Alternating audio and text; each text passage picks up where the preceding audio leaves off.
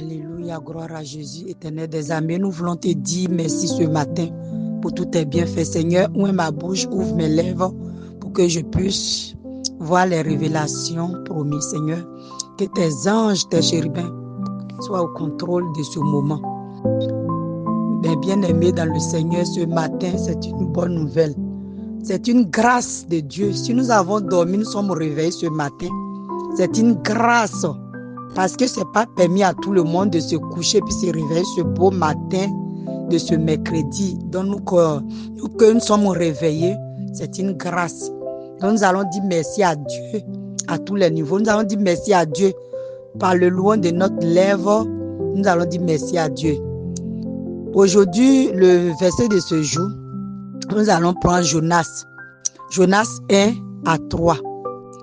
Là où l'Éternel a adressé un message à Jonas d'aller à Ninive pour aller annoncer la bonne nouvelle. Parce que c'est une grande ville remplie de péchés, une grande ville remplie de méchanceté. Et Dieu fit adresser sa parole à Jonas d'aller leur dire, lui l'Éternel Dieu, il va détruire la ville. Et Jonas, il a pris la fuite. Il a dit, toi-même tu peux leur parler directement. Pourquoi tu viens passer par moi? Donc, Jonas a fui pour aller se cacher dans une autre ville. Et il a vu les gens qui étaient sur les bateaux. Jonas est parti monter dans le bateau. À cause de lui seul-là qu'il a monté dans le bateau là, les navires là, ils ont failli gagner la mort. Les bateaux ont failli se renverser dans la mer. Parce que la mer, l'Esprit de Dieu s'est posé sur la mer et la mer a commencé à s'agiter. Et même quand ils ont vu que c'est à cause de Jonas que le problème est venu. Et ils ont jeté Jonas dans la mer. Vous allez prendre le verset 1 au verset jusqu'à 3. Vous allez lire ça chez vous là-bas. Parce que le verset est tellement long, il faut le lire de chez toi pour mieux comprendre beaucoup de choses. Pour mieux comprendre sur l'appel de Dieu aujourd'hui par rapport à certains chrétiens. Et les navires, ils ont jeté Jonas dans l'eau, dans la mer, c'est pas n'importe quelle eau. Et Jonas, étant dans la mer, il s'est souvenu qu'il avait tissé une alliance envers Dieu. Il a dit à Dieu qu'il demande pardon. Et Dieu l'a pardonné. Dieu a envoyé un poisson géant. Et Jonas a demeuré dans le ventre du poisson pendant 3 jours. Est-ce qu'à l'heure où nous sommes là, tu peux vivre dans le ventre d'un animal et puis tu vas gagner la vie sain et sauf si ce n'est pas la grâce de Dieu? Et Jonas a fait cela 3 jours et 3 nuits. Il était dans le ventre du poisson. Quand le poisson est arrivé au bord de la mer où il y avait la terre ferme, il a vomi Jonas. Et Jonas, maintenant, c'est là, maintenant, il va dire à Dieu, tous les messages que tu m'as donnés là, aujourd'hui là, même s'il doit marcher pendant 40 jours, je vais partir leur annoncer la nouvelle. Et quand Jonas est rentré dans la ville, il a commencé à prêcher qu'ils n'ont qu'à se repentir de leurs péchés. Aujourd'hui, mon thème de ce jour, aujourd'hui, il y a beaucoup de chrétiens.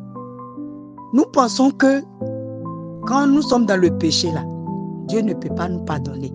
Et on ne veut pas laisser le péché pour aller de l'avant. Parce qu'il se dit, le péché que j'ai commis là, c'est trop grave. Est-ce que Dieu va me pardonner? Non, Dieu peut te pardonner. Il peut t'aimer de tout son cœur. Mais il faut te repentir de tes péchés. Repends-toi de tes péchés. Le péché qui te fatigue, qui te sépare de Dieu, si tu te repens sincèrement, l'Éternel va te pardonner. Parce que la Bible nous dit, quand Jonas est parti pour annoncer la nouvelle, et la nouvelle est parvenue jusqu'aux oreilles du roi. Le roi, mais qui est le roi, qui est le chef de la grande ville, que la Bible déclare que c'est une grande ville. Le chef, il s'est déshabillé. Avant là, il y avait un habit, comme on appelle un sac. C'est ça les anciens mettaient cacao dedans pour vendre. Ça n'existe plus trop dans ces derniers temps-là. Et le roi, il s'est vêtu de ça. Et il s'est assis dans la cendre. Et il a interdit toute la ville de ne plus manger, de ne plus boire. Même les animaux n'ont qu'à les empêcher de brouter. Et quand Dieu a vu cela, il a eu compassion. Entends parfois au moment où ils étaient dans le péché, leur péché est parvenu jusqu'à Dieu, tellement que Dieu était énervé contre eux. Il avait décidé de détruire la ville.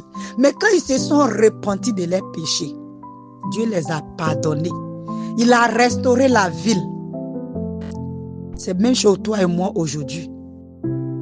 Si nous nous repentions de nos péchés, Dieu peut nous accepter tels que nous sommes. Dieu ne nous juge pas, il ne nous condamne pas.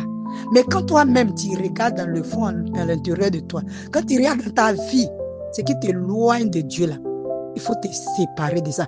Si c'est la fornication qui t'éloigne de Dieu, il faut te séparer de la fornication. Si c'est la débauche sexuelle qui t'éloigne de Dieu, s'il y a quelque chose que tu sais que tu n'arrives pas, il faut demander l'approbation du Saint-Esprit. Lui seul, il peut t'aider. Lui seul peut te restaurer. Lui seul, il a le dernier mot sur ta vie. Parce que c'est lui qui t'a créé. Il ne t'a pas créé pour que tu sois le messie des autres. Il ne t'a pas créé pour que tu sois le messie du péché. Mon frère, ma soeur, réponds-toi aujourd'hui.